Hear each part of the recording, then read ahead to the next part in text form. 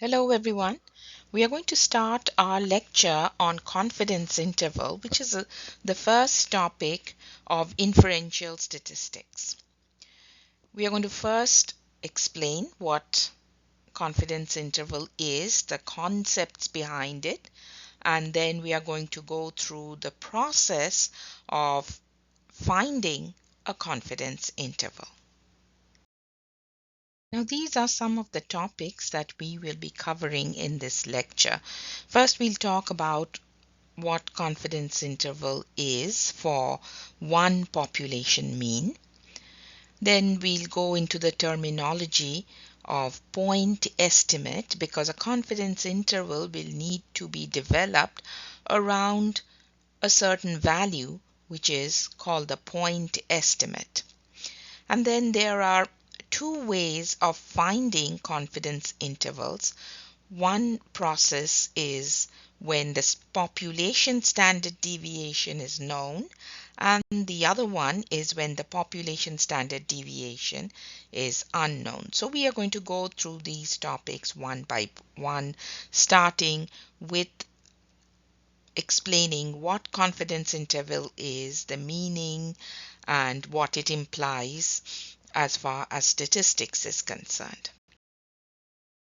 Now, since confidence interval is a topic of inferential studies, let's talk about what inferential studies is about. Now, if you recall, we were told in the beginning of Statistics 1 that statistics can be divided into two types. One is called descriptive statistics, and the other one is called inferential statistics, correct? So there were two types of statistics. Now, what is descriptive statistics? Descriptive statistics comprises of these three elements. The first is to collect the data that we are going to study for statistics, collect the data, then we would have to organize data, and then finally, after we organize our data, we take measurements on the data. All right, and the measurements that we take give us the mean, the median, the mode, the standard deviation, variances, and so on. All right, the standard deviation, the variance, etc. So all these three steps comprise what's called descriptive statistics. Now, we also said that our statistical study applies to a certain population. All right. However, the population can be an enormous size. It can be in millions, and it's not possible to work with an entire population because it can be in millions. It's going to be time consuming. It's not going to be cost effective. Therefore, what we do is we get a subset from our population and create what is called a sample. So instead of working with an entire population, we obtain a subset of the population, which is called a sample, and we perform our descriptive study on our sample data. All right, so we collect the data from our sample. Once we collect the data, we organize and take the measurements, but all of that is done on the sample instead of the entire population.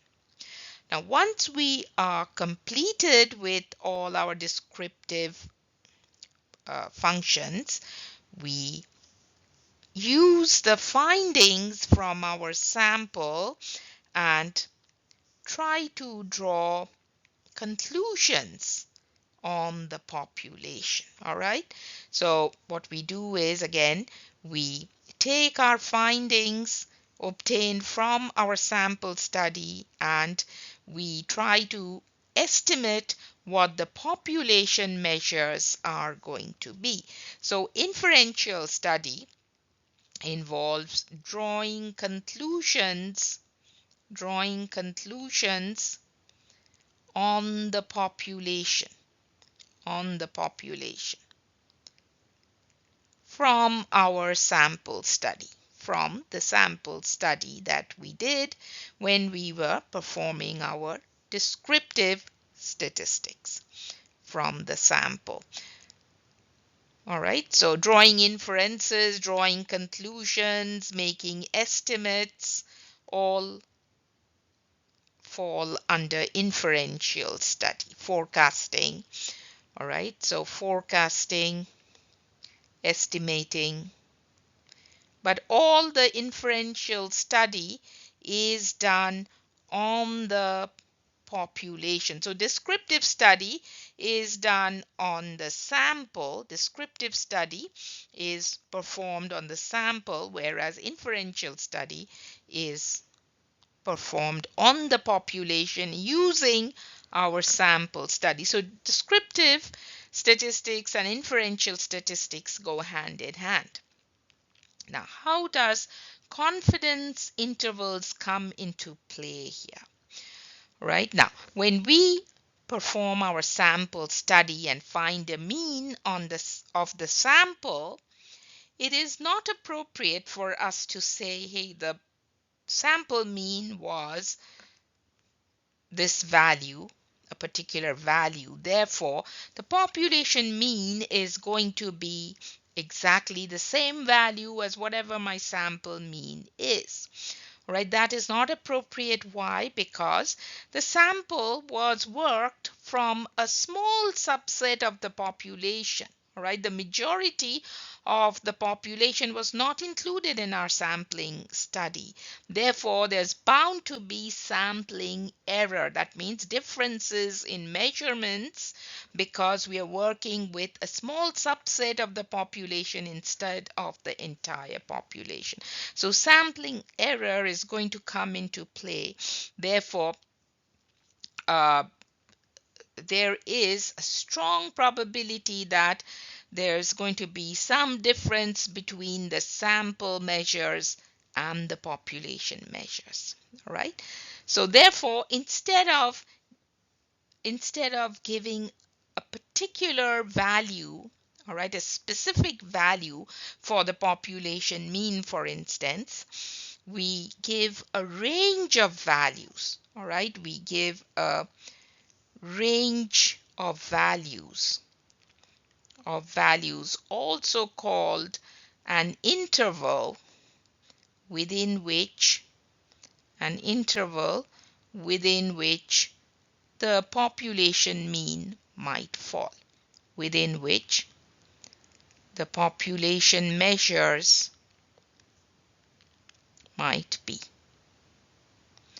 or might fall. All right, so this was just to relate confidence intervals with inferential studies.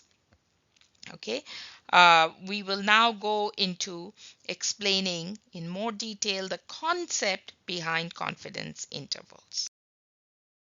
Try to understand the concept of confidence intervals with a common example from our lives.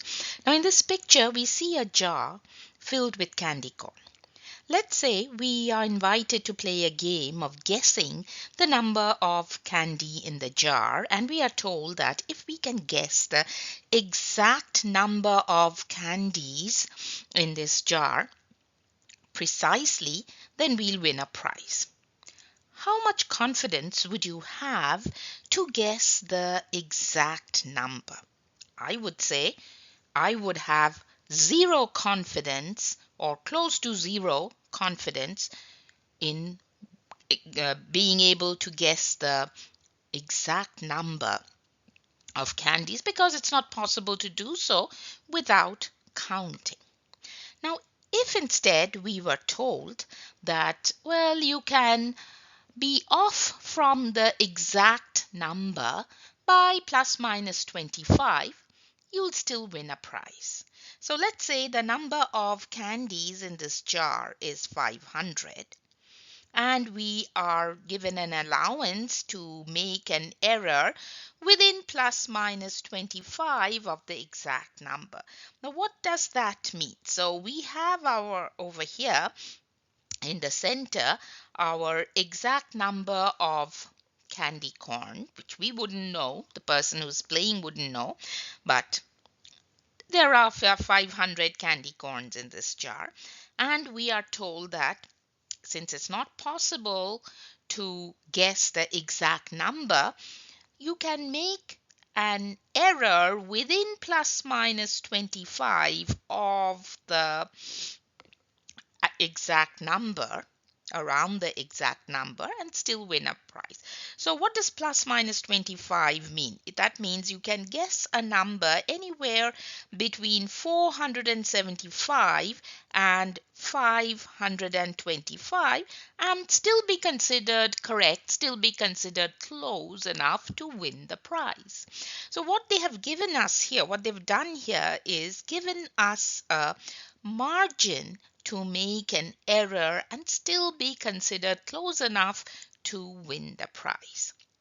So this interval of values within which we can guess a number and still be considered correct is called the confidence interval. And what happens is that when we are given a margin, our confidence interval rises up. It goes up a little bit maybe. Okay, so our confidence level goes up to play the game.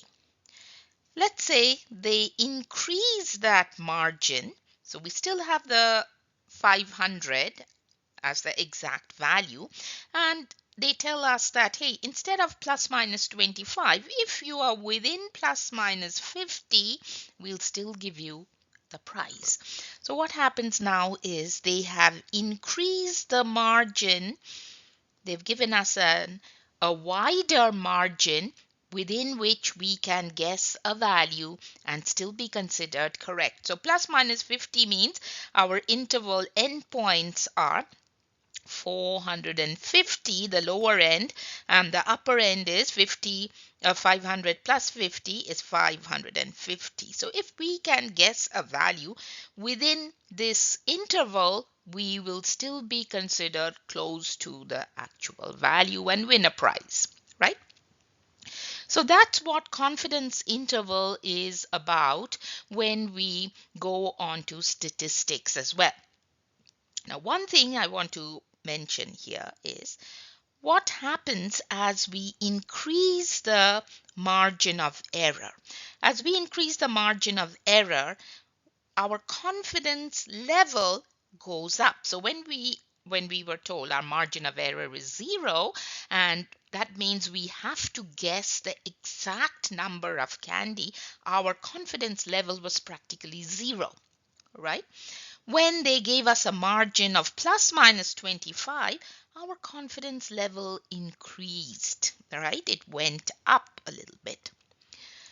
When the confidence interval was made wider, when we were given a wider margin of error, then our confidence level went up even further than it was when the margin was plus minus 25.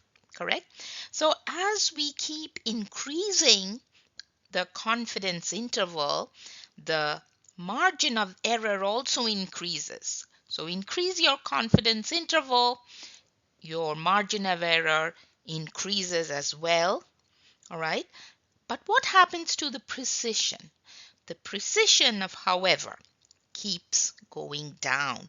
As you increase your confidence interval, you are given a wider bandwidth to make error, to be off from the actual value. So that means your precision falls.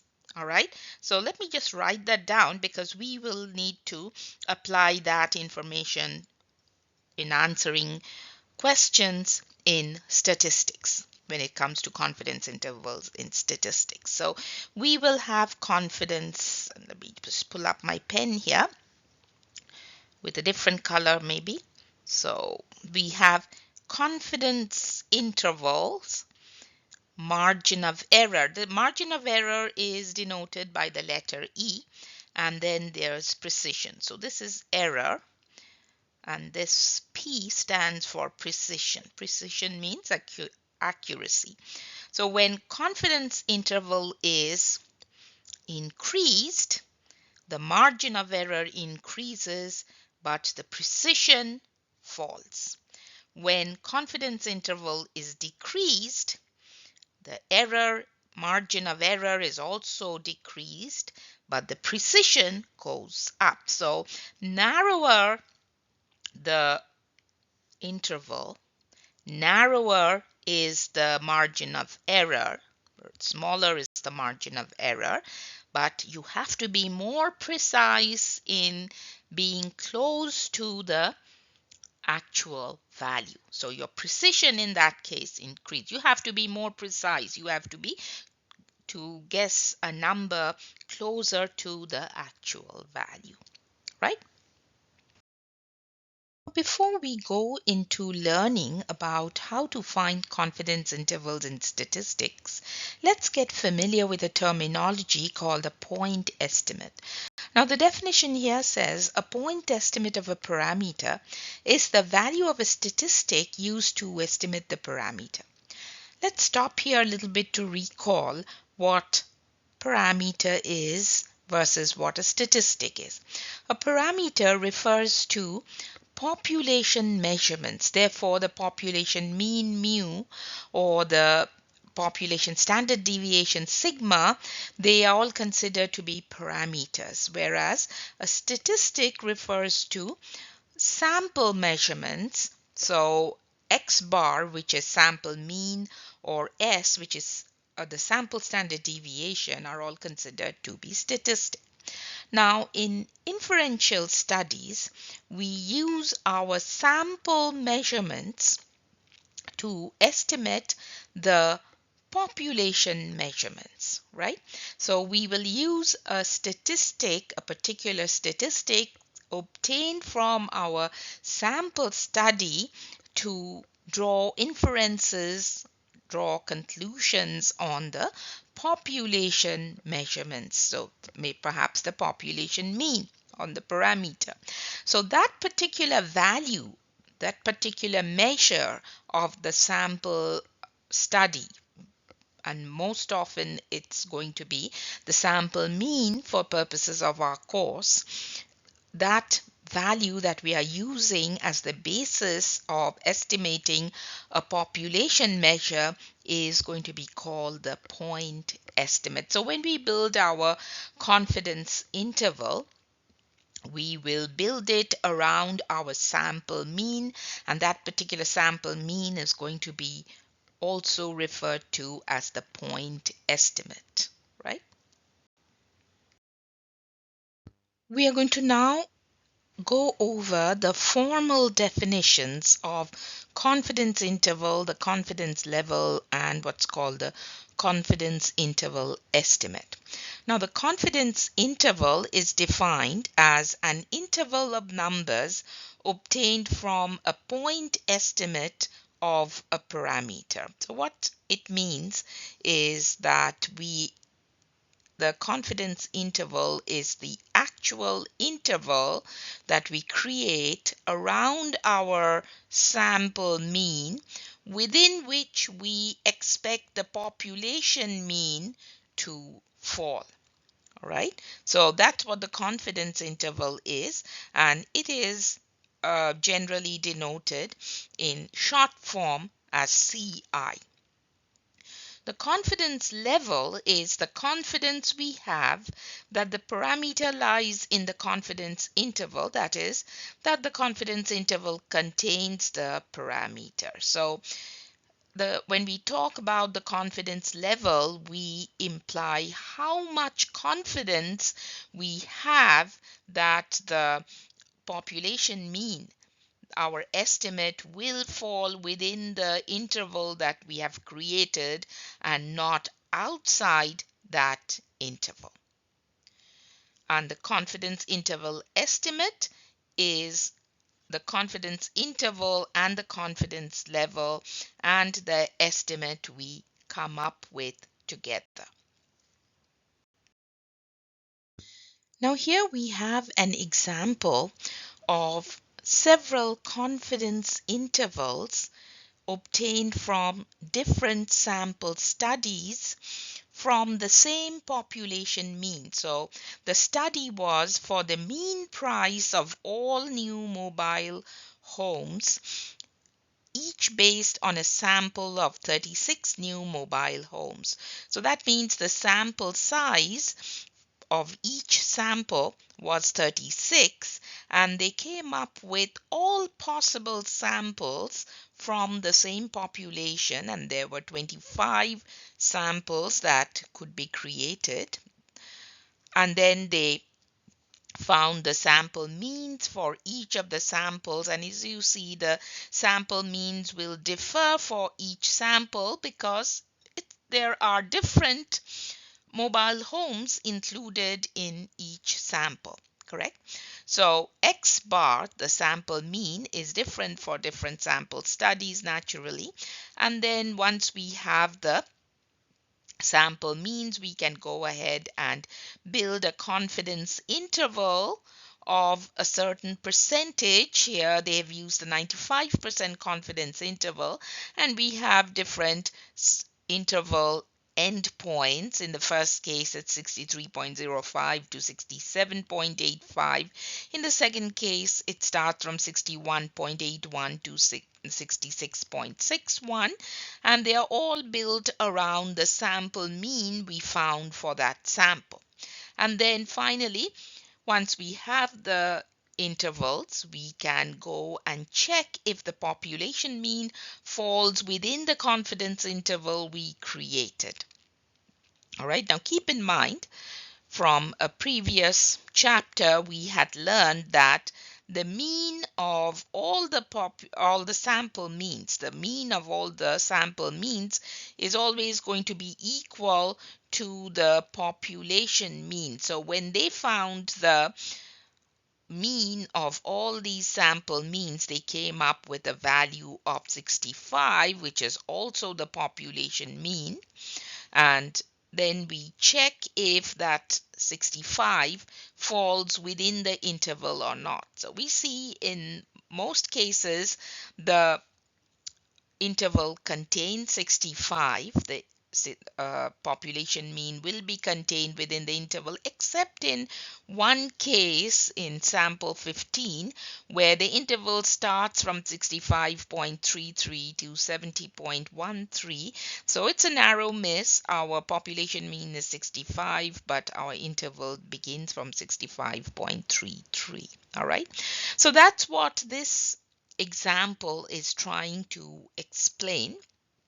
And from here on, we will go into an understanding of what this 95% confidence interval or the 99% confidence interval or the 90% confidence interval means.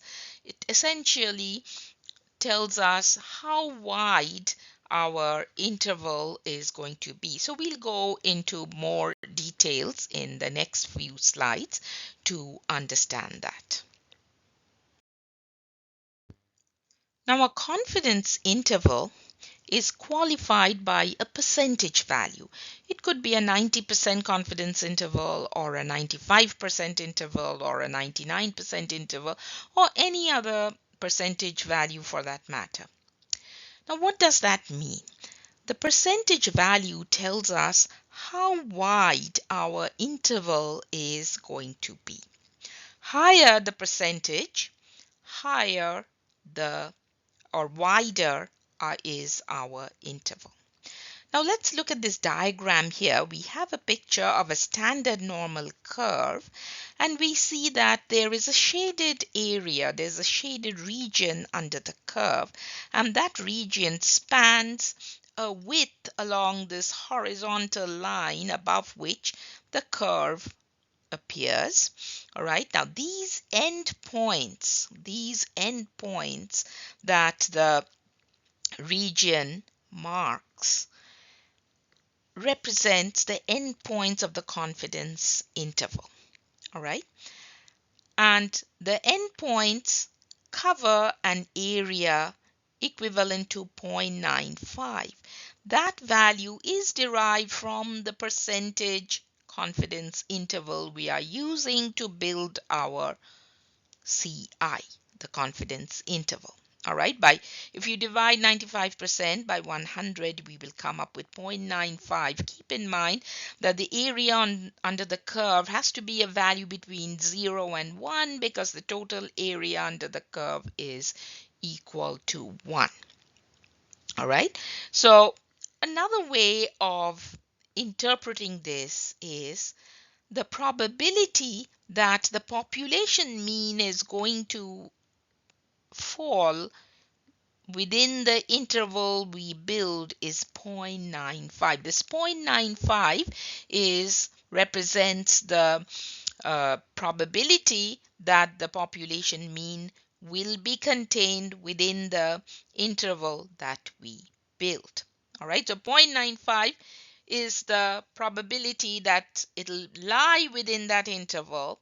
Therefore, what is the probability that the uh, population mean may not be contained within our confidence interval? That's the unbounded region on either side of the curve, correct? These white areas, they are very small, but that's the probability that the population mean will not fall within that interval, will be outside that interval. So that probability, that unbounded region, will have an area which is equal to 0.05. How come? Because the total area under the curve is 1, and the bounded region, the shaded region, has an area of 0.95. Therefore, the unshaded region will be 1 minus whatever the bounded region is, 0.95. That would give us the value of alpha. Now, alpha is the sum total of the unbounded region. In order to find the area on each end of the curve, we have to divide alpha by 2. Alpha has to be divided by 2 evenly, and we know it's going to be equally divided because this is a symmetrical curve, and our x bar, the mean, lies at the center of the curve, and the margin of error that we give on each side are going to be equal. The margin will be equal on each side, right? Therefore, the area, unbounded area on each side, will also be equal. All right, that's why we divided alpha by 2 to get the area on each side. Now that we know the area on the extreme left-hand side, we can find a corresponding z-value whose area to the left is 0.025. Likewise, we can find the area, or rather we can find the z-value whose area to the right is 0.025. So on the left-hand side, we will have a negative z-value corresponding to an area of 0.025. On the right-hand side, it's going to be a positive z-value whose area to the right is 0.025. All right.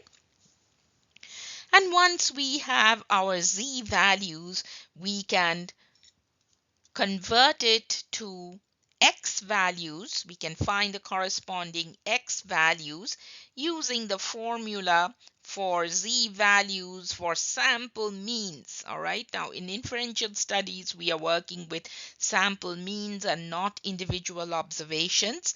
And the formula for the z-value of sample means is x bar minus mu divided by sigma divided by square root over n, sigma over square root over n. And if we know our z value, we can find our z values at both ends of our interval.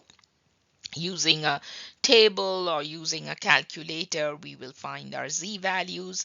We will be given a mean value, a value of the mean, a value of the population standard deviation, and a sample size. We can plug in the values for each of these variables, and then we can solve for x bar and come up with the end points of our interval. So in the next slide, we are going to go through a well laid out process of finding confidence intervals when the population standard deviation is given, when the population standard deviation is known. And then we are going to go through some examples of finding confidence intervals. And also we have to cover a few more concepts about confidence intervals. All right. Let's go through the steps of finding confidence intervals. The one that we are going to go through now is called the one mean z interval procedure. So the purpose is to find a confidence interval for a population mean mu. Now, in order to be able to use this particular procedure, which is called the one mean z interval procedure, certain conditions need to be met. The first one is that the results of our finding should come from a simple random sample, and that is going to be true for all our studies. If the sample is not simple random sample, that means it is not a statistical study. Number two, it has to be a normal population. So it should represent a normal population, or it should have the sample size should be large. So normal population or large sample. So in the next slide, we will talk about what is considered to be a large sample. And finally, and the most important criterion is that sigma should be known. Now, sigma is the population standard deviation. So in order to use the z interval procedure, we must know the population standard deviation. If it is not known to us, we will not be able to use this procedure. We will have to use a different procedure, right? So given that all these assumptions are met, let's go through the steps. Step one is for a confidence level of 1 minus alpha, use the table, or you can use your calculators as well if you have a statistical package on your calculator. We need to find the z of alpha by 2. So we have to find the z value whose area to the left is alpha by 2, or it could have an area on the right hand side too, which is alpha by 2. Step 2, the confidence interval for the population mean is calculated from using these formulas. So x bar, which is our sample mean, minus z of alpha by 2 multiplied by sigma divided by square root over n. So to find the lower end, we do a subtraction from the sample mean, and to find the upper end of our interval, it'll be x bar plus z of alpha by 2 times sigma divided by square root over n. So these two, which are essentially the same formula except one has a minus in it and the other one has a plus in it, will give us the two endpoints of our interval.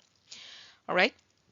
And then finally, step 3, we will interpret the confidence interval and relate it to the problem that we are studying. All right.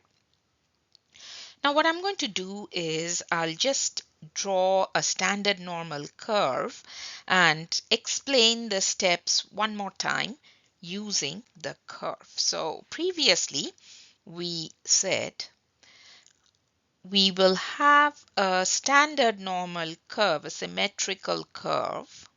And if we want to find the confidence interval, the confidence interval will be at a certain percentage, correct? It will be at the confidence interval is qualified by a certain percentage value. So it will have a certain percentage. And then the end points of our interval, whatever it may be, we don't know yet, the endpoints of the interval will be around the sample mean, a point estimate. It will be around the sample mean, somewhere in the middle, exactly at the middle actually of the standard normal curve. And these endpoints will cover an area under the curve. It will cover an area under the curve. And I'm going to shade this area, which is the decimal version of whatever percentage we are using for our confidence interval. All right, so let's say we are using a 95% confidence interval. In that case, the area bounded by the endpoints of our interval is going to be 0.95. So we convert the 95% to decimal, and that's the area that is bounded by the interval we are going to find. Correct? It also means that the probability that the population mean is going to be within this interval is 0.95. Now, in the next step, we need to find what the unbounded area is. So we said the unbounded area is the sum of the area at the two ends of the curve, which are not shaded, right? And we denote that with the letter alpha, with the Greek letter alpha, right? That's the unbounded area. And how do we find alpha? We do 1 minus whatever the confidence level is. So 1 minus 0.95 in this case. So alpha is going to be 0.05. But that's the areas of both ends together. We need to find the area at each end. So on the left hand side as well on the right hand side. In order to find those areas, okay, so let's use a different color to highlight, maybe this blue. All right, this is the unbounded, this blue area is the unbounded area, falls outside our interval. So that area can be found by dividing alpha into two equal parts. So this area, let me go back to my pen, this area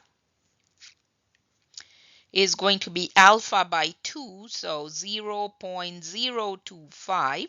That's alpha by 2, and so is the area at the right end of the curve. It's going to be 0.025. How did we get 0.025? We just took our alpha and divided it into two equal parts, and we got 0.025. Now in the next step, so now, we are still in step 1 where we have to find z of alpha by 2.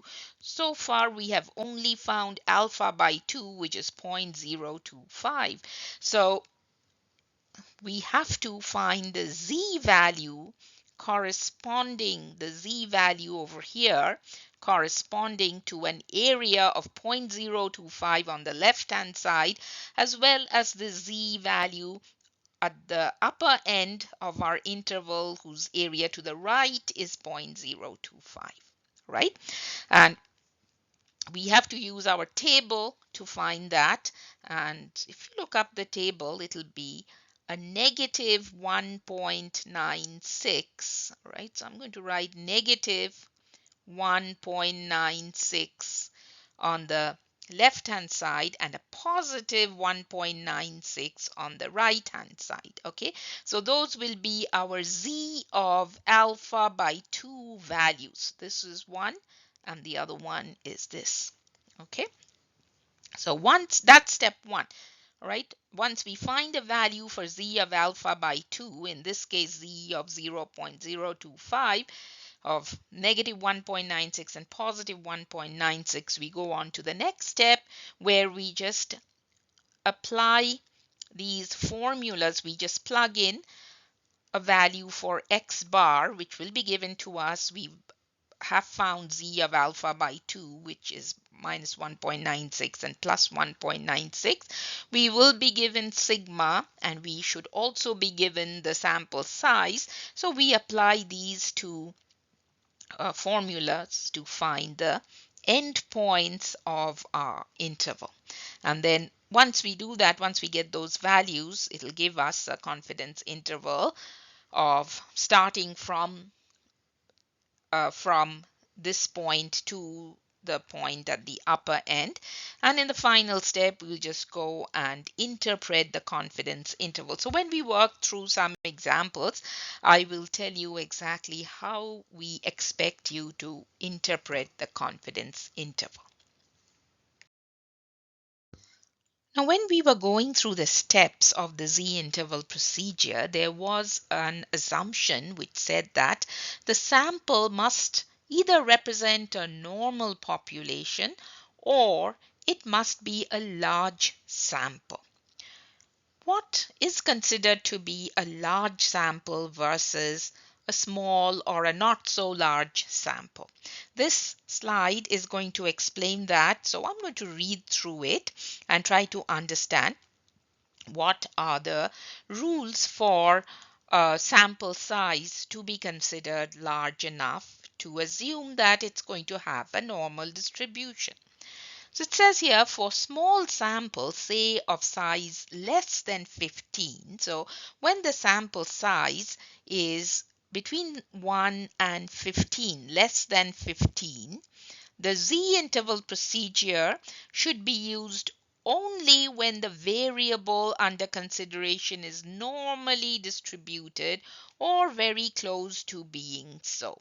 So either they have to tell us if the sample size is small, we have to be told that the variable is normally distributed. The question should tell us that, or we should know from previous studies that it's normally distributed, or we can perform the normal probability plot. We can go through the process of creating a normal probability plot and decide from there whether the variable is normally distributed or not.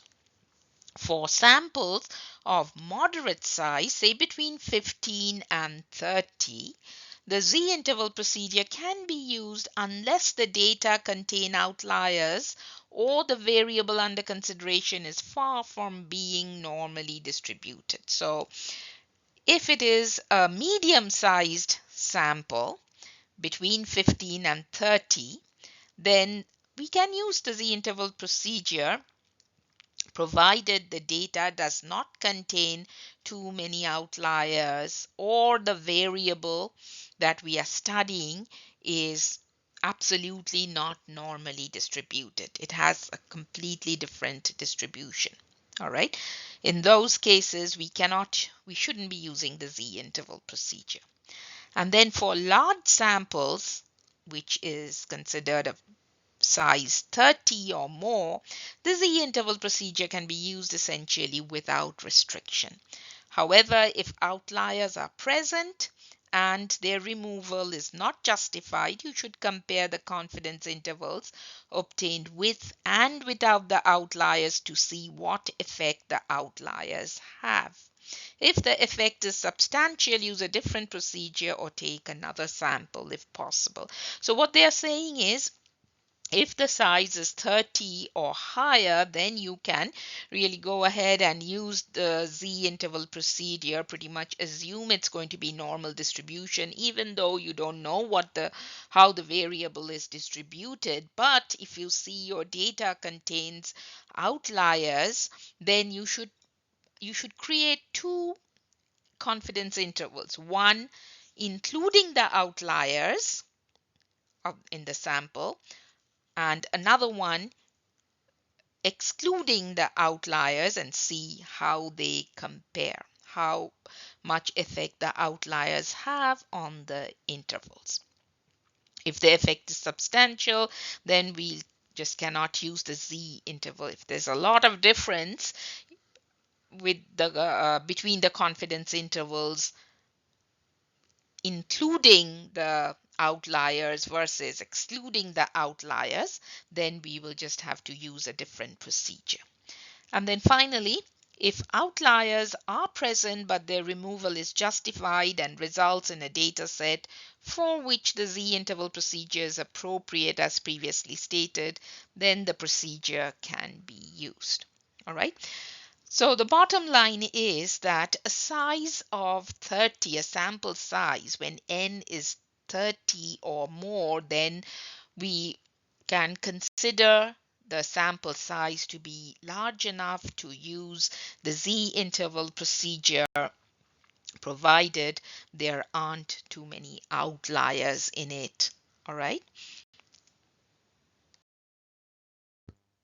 Let's talk about the margin of error of the confidence interval.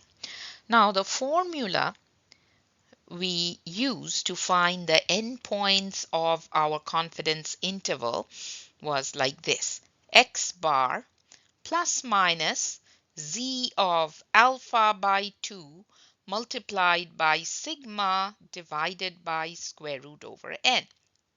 Correct? So this part of the formula, z of alpha by 2 times sigma over square root over n, represented our error E. All right, that was the margin of error, and that is the quantity after we calculate z of alpha by 2 times sigma over square root over n. This quantity gets added or subtracted to the sample mean or the point estimate, all right, to come up with the endpoints of our confidence interval. All right. So the margin of error for the estimate of mu is z of alpha by 2 times sigma over square root over n, which is nothing but this portion of our formula, which gets added to the point estimate in order to come up with the endpoints of the confidence interval that we are finding. All right. So E represents the distance from the center point, which is the point estimate, to the upper end, as well as the distance from the point estimate to the lower end. That's what the margin of error is about. Now let's talk about how confidence level and accuracy correlate. And we had discussed this previously in a previous slide, where we said that as we increase the confidence interval, the margin of error increases and therefore the accuracy decreases, right? In this slide, they are saying the same thing for fixed sample size. Decreasing the confidence level decreases the margin of error and hence improves the accuracy of a confidence interval estimate. So what essentially that means is, let's say we have a confidence interval of our x bar in the center. Let's say we have our confidence interval of 99% to start with. And then we decide to decrease it to a 95% confidence interval. What does that do? All right. When we decrease our confidence interval to 95%, then the margin of error also decreases from when it was 99%, correct? So as we keep decreasing our confidence interval, the margin of error also decreases. So let me write that down. Confidence interval, if it goes down, then the margin of error will go down as well. But what happens to the accuracy? The accuracy, however, improves, because now you have to estimate, you have to make a guess or estimate within a closer range of values. You have to be more accurate to the correct value to the actual value. So the accuracy, which is also called the precision, increases. All right. So again, given that the sample size is fixed, if we lower our confidence interval, if we decrease the confidence interval, the margin of error will also decrease, but it will improve the accuracy or the precision of our estimate. Now let's talk about how the sample size and accuracy influence each other. It says here, for a fixed confidence level, increasing the sample size decreases the margin of error and hence improves the accuracy of a confidence interval estimate. What this means is that given that the confidence level stays the same, is fixed, then if we increase the sample size, so if we increase the sample size, then the margin of error, which is E, will decrease, will become smaller. And when we decrease the margin of error, the accuracy will improve because now we have to make an estimate within a shorter, a narrower interval. So we have to be closer to the actual value, right? Now I want to demonstrate this mathematically using the formula we learned about the margin of error on why it would decrease, why E, the value of E would decrease when we increase the sample size. So the formula for E was Z of alpha by 2 multiplied by sigma over square root over n, correct? That was the formula for the margin of error. Now, you see here that n is in the denominator. Now, in any fraction, when we increase the denominator value, the quotient gets smaller. Every time you increase your denominator value, your quotient, the result of the division, will be a smaller value. So let's actually work with some arithmetic examples. Think about it, 1/2. All right, 1 over 2 is half. If we increase the denominator from 2 to 4, we will get 1/4, which is a quantity smaller than 1/2. If we decrease, or rather if we increase the denominator even further from 4 to 6, 1/6 is a smaller value than 1/4 was or 1/2 was, right? So as you keep increasing the denominator, your quotient, the result of the division, will get smaller and smaller. And that's what happens here. In this formula, we keep increasing the denominator, and if we keep increasing the denominator to a larger quantity, then the result of this division, the quotient, is going to become a smaller and smaller value as we keep increasing the denominator. And when we multiply that result by Z of alpha by 2, we will get an answer for our E, the margin of error, which will be smaller than what it was when we used a lower value for N. All right, so that's the reason why the margin of error gets smaller. Now, we may get some problems to answer in assignments, homework, and tests where they'll ask us, given a certain confidence interval or confidence level, a sigma value, and a margin of error, what should be the appropriate value of N, what sample size should be used in order to retain a certain margin of error. All right, so this is the formula for that.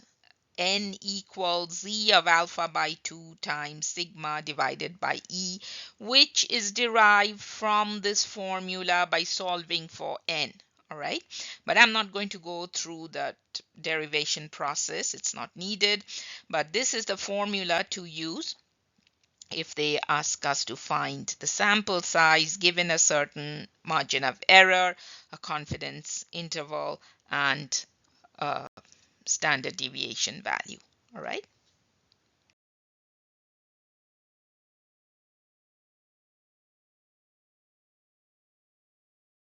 So far, we have learned how to find confidence intervals when the population standard deviation, denoted by the Greek letter sigma, was given to us when we knew the population standard deviation. However, in real life, in most circumstances, we will not know the population standard deviation, and therefore we will have to use a different process to find confidence intervals, right?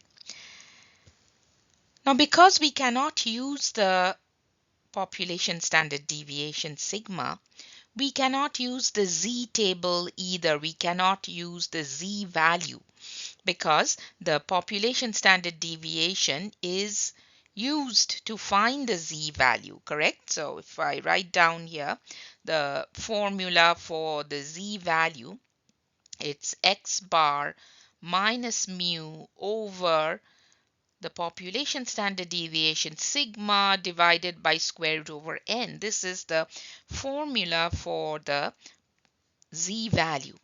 If we do not know the population standard deviation, if we do not have a value for the sigma, then there's no way we can find the z value. In that case, we will have to use a different procedure and a different distribution. We cannot use the z distribution, neither can we use the standard normal curve to find our confidence intervals. All right. So when the population standard deviation is unknown, we cannot use the population standard deviation in our formula, and hence the standardized distribution cannot be used either. So which means we cannot use z values in our formulas to find the confidence interval. Instead, we will have to use the sample standard deviation, and from the sample standard deviation will emerge a new kind of distribution called the studentized distribution, and its scores are called t-scores or t-values. Just like we had z values corresponding to the standardized distribution, when we use the studentized distribution, it's going to be t-scores or t-values, right? Now, since we cannot use the population standard deviation, and since it's not given to us, our only option is to use the sample standard deviation,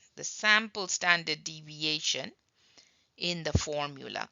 So what we are going to get, the formula that we are going to use is t, because it's going to be called the t value. It's going to be t equals x bar minus mu divided by, now because the population standard deviation is not known, there's no sigma, we have to use the sample standard deviation, and sample standard deviation is denoted by the letter S, if you remember. So it's going to be S divided by square root over n. So the t-score or the t-value is going to replace the z value. Now we are going to learn a little more about what the t-distribution is and what the associated curves of the t-distribution is, and then eventually we will go into learning how to find the confidence intervals, the steps of finding the confidence interval when this population standard deviation is unknown. We just learned that when the population standard deviation is unknown, We cannot use the standard normal curve or the z-score to find confidence intervals. Instead, we will have to use a different distribution called the studentized distribution, and with the studentized distribution is associated a t-score instead of a z-score. It's called a t-score, and the t-scores give us what's called a t-curve. So in this picture here, we have three different curves. The green curve is the standard normal curve, which is the z-curve. And then we have two different t-curves. One is the orange one, and then the other one is slightly shorter. It's the blue curve, right? And with the t-curve, they have a parameter given to us. It's called df. Now, df is called the degrees of freedom, right? Degrees of freedom. In short, we refer to it as df, and the df is calculated with a simple formula which is n minus 1. Therefore, the df is dependent on what your sample size is. All right, so n represents sample size. You can always calculate the df when we are working with one population mean. Then the formula for df is n minus 1. Whatever your sample size is, subtract 1 and you will have a df. And for each different df, there will be a separate t curve. However, as the sample size increases, that means the df will also increase. The curves will look closer or similar to the standard normal curve. All right. Let's go through the basic properties of t-curves. We will see that most of these properties are pretty much the same as was with the z-curve, except that we have a different t-curve for every single sample size out there, and the parameter we use for the t-curves are the degrees of freedom obtained, derived from the sample size using this formula here. But let's read through these properties, basic properties of t-curves. Property 1 says the total area under a t-curve equals 1. That's the same as with the standard normal curve. All right, the t-curves will cover 100% of the observations. It has a total area of 1. Property 2, a t-curve extends indefinitely in both directions, approaching but never touching the horizontal axis as it does so. Again, that is the same as with z-curves as well. All right, it stays above the horizontal line, right? But it extends in both directions, but it doesn't cross or touch the horizontal line. Can get as close as possible to the horizontal line at its ends, but it will not touch it. Property 3 says a t-curve is symmetric about 0. So just like with the z-curve, the center, this is how the horizontal line is scaled. We have at the center 0, the t-score of 0, and then we have 1, 2, and 3 to its right, and -1, -2, and -3 to its left, and the curves are all symmetrical about 0. All right, a t-curve is symmetric about 0 is what property 3 is.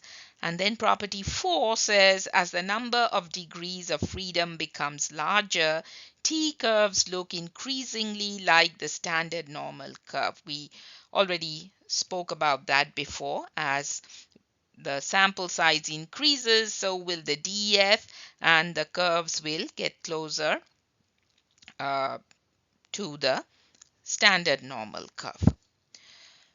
Now, in the next few slides, we will learn how to read a t-table, because there is a separate table for t-curves. However, since there are an infinite number of t-curves out there. The tables we will use will be truncated for special areas and special uh, t values with a limited amount of DFs, limited amount of sample sizes. All right, so once we go through the table, you will understand what we are talking about. Now let's go over the formula of the t-score associated with the studentized distribution of the sample mean. It says here, suppose that a variable x of a population is normally distributed with mean mu. Then for samples of size n, the variable t equals x bar minus mu divided by s divided by square root over n. X bar here is the sample mean, mu is the population mean, s is our sample standard deviation, and n is, of course, our sample size. Now keep in mind we are not given the sigma value here. The population standard deviation is unknown. Therefore, our only recourse is to use the sample standard deviation, which is S. And when we use S in the formula, it's no longer a z-score or a z-distribution. It becomes a t-score and is called the studentized distribution or the t-distribution. Now this formula will give us a value for t which is dependent on your sample size. It's not like the z-score, which does not depend on the sample size or the population size, because it's meant for the whole entire population. All right, this t-score is based on the sample size because there's a different t-curve for every sample size out there, correct? That's why the t-value, whatever t-score we have, will be dependent on the sample size we are using. So it says here this t-score has the t-distribution with n-1 degrees of freedom.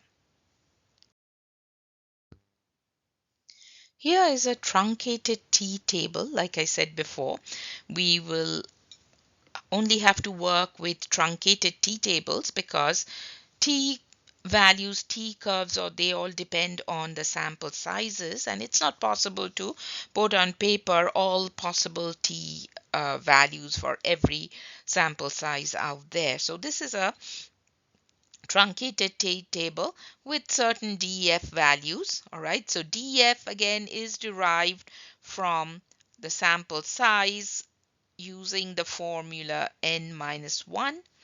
And let's just look at the structure of this table. We see here on the left hand and the right hand margins are the DF values. All right, and then across on the top margin between the two DFs, we have T sub 0.10, 0.05, 0.025, 0.01, and 0.005. These represent the areas, right? So it will be a t value. The way we are going to read it is a t-score whose area to the right is 0.10, a t-value whose area to the right is 0.05. Right? Remember, this is the z of alpha notation, similar to the z of alpha or the t of alpha notation in this case. And when we have alpha as a subscript of t or z, it means area to the right. Okay, so t of 0.025. So if I draw a curve here for the, let's say this is a particular t curve for a particular sample size, then when we say t of 0.05, that means the area to the right is 0.05. Okay, so that's how we should read it and interpret it. Now inside the body of the table between the two margins are the t-scores. All right, so when we come to a t table, we have to bring the df values, because without that we will not know which row to pick the t-score from. So we have to first calculate our df from the sample size and then come to this table, go down the df column first. All right, and then we will have it will tell us what we are looking for. So let's say we are looking for t of 0.025 with df. All right, there should always be that parameter when we are looking for the t value or the t score. Otherwise we cannot find the t score. All right, so let's say we are looking for t of 0.025 with df equals 14. All right, then the way we are going to find that t value is go down the df until you come to 14. All right, so let's mark that. All right, this is our 14, and then we go across to 0.025. All right, so this is 0.025, so we have to go across to t of 0.025 and pick the value at the intersection. So here we go. We go across from 14 until we come to t of 0.025, and this is the value we should pick. So the t value is 2.145. All right. Likewise, to find t of 0.01 whose df is maybe 12. All right, now this time I'm going to use the right side column of df. So df of 12, and then I go 2.681 where t of 0.01 is. So this is the t value associated with a df of 12 and whose area to the right is 0.01. So I'm going to write 2.681. So this is how we use the t table to find the t-scores. All right, later on we'll also learn how to find the area between two t-scores or for a particular t-score. And if we are using the table, then it will be an estimate because the table is pretty truncated and also just for special areas. All right, the special area alpha values. Finally, let's go over the steps of finding a confidence interval using the t-interval procedure. So the purpose over here is to find a confidence interval for a population mean, mu. Assumptions: first of all, the sample has to be simple random sample, normal population or large sample, and then the most important criterion is that the sigma, the population standard deviation, is unknown. All right. Step 1 says for a confidence level of 1 minus alpha, use table 4 to find t of alpha by 2 with df equals n minus 1, where n is the sample size. All right. Now this table 4 is specific to a certain formula sheet, but you will be provided a table for your class and you will refer to that table. All right. So first thing is we must find the df, and then with that we have to find t of alpha by 2 from whatever table pertains to the t distribution. Step 2, the confidence interval for mu is from x bar minus t of alpha by 2 times s divided by square root over n to x bar plus t of alpha by 2 times s divided by square root over n. So as you see over here, we are not finding the z value, we are finding the t value, t of alpha by 2, and we are not using sigma anymore, we are using s because we don't know what the sigma is. and where T of alpha by 2 is found in step 1, and X bar and S are computed from the sample data. And finally, we will have to interpret the confidence interval.